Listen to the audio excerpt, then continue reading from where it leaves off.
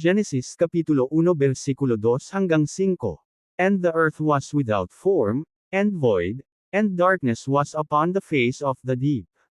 And the Spirit of God moved upon the face of the waters. At ang lupa ay walang anyo at walang laman, at ang kadiliman ay sama sa ibabaw ng kalaliman, at ang Espiritu ng Diyos ay sama sa ibabaw ng tubig. And God said, "Let there be light," and there was light. At sinabi ng Diyos magkaroon ng liwanag, at nagkaroon ng liwanag. And God saw the light, that it was good, and God divided the light from the darkness. At nakita ng Diyos ang liwanag na mabuti, at inihiwalay ng Diyos ang liwanag sa kadiliman. And God called the light day, and the darkness He called night.